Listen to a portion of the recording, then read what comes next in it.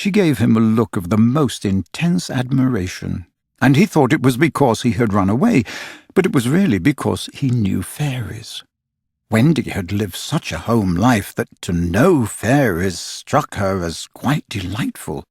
She poured out questions about them, to his surprise, for they were rather a nuisance to him, getting in his way and so on, and indeed he sometimes had to give them a hiding. Still, he liked them on the whole, and he told her about the beginning of fairies. You see, Wendy, when the first baby laughed for the first time, its laugh broke into 1,000 pieces, and they all went skipping about, and that was the beginning of fairies. Tedious talk this, but being a stay-at-home, she liked it. And so, he went on good-naturedly, there ought to be one fairy for every boy and girl. Ought to be? Isn't there? No, you see, children know such a lot now, they soon don't believe in fairies.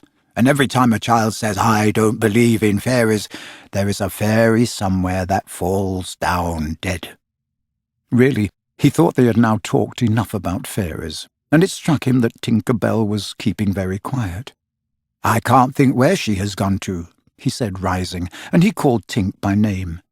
Wendy's heart went flutter with a sudden thrill. Peter, she cried, clutching him, you don't mean to tell me that there is a fairy in this room? She was here just now, he said a little impatiently. You don't hear her, do you? And they both listened. The only sound I hear, said Wendy, is like a tinkle of bells. Well, that's Tink. That's the fairy language. I think I hear her too. The sound came from the chest of drawers, and Peter made a merry face. No one could ever look quite so merry as Peter, and the loveliest of gurgles was his laugh. He had his first laugh still.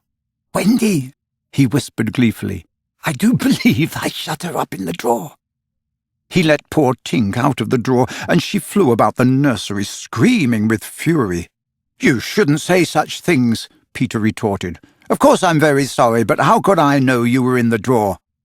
Wendy was not listening to him. Oh, Peter, she cried, if she would only stand still and let me see her. They hardly ever stand still, he said, but for one moment Wendy saw the romantic figure come to rest on the cuckoo clock. Oh, the lovely, she cried, though Tink's face was still distorted with passion. Tink, said Peter amiably, this lady says she wishes you were her fairy. Tinker Bell answered insolently. What does she say, Peter? He had to translate. She is not very polite. She says you are a great ugly girl and that she is my fairy. He tried to argue with Tink. You know you can't be my fairy, Tink, because I am a gentleman and you are a lady. To this Tink replied in these words, You silly ass, and disappeared into the bathroom. She is quite a common fairy, Peter explained apologetically. She is called Tinker Bell because she mends the pots and kettles. They were together in the armchair by this time, and Wendy plied him with more questions. If you don't live in Kensington Gardens now, sometimes I do still. But where do you live mostly now? With the Lost Boys. Who are they? They are the children who fall out of their perambulators when the nurse is looking the other way. If they are not claimed in 7 days, they are sent far away to the Neverland to defray expenses. I'm captain. What fun it must be. Yes, said cunning Peter, but we are rather lonely. You see, we have no female companionship. Are none of the others girls? Oh, no. Girls, you know, are much too clever to fall out of their prams. This flattered Wendy immensely. I think, she said, it is perfectly lovely the way you talk about girls. John there just despises us.